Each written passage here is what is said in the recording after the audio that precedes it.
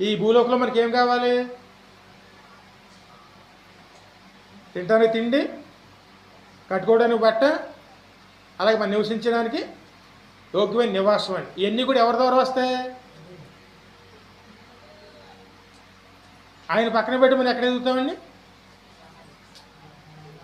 ఈ భూలోకం విషయాలైనా సరే, పరలోక విషయాలైనా సరే ఆయన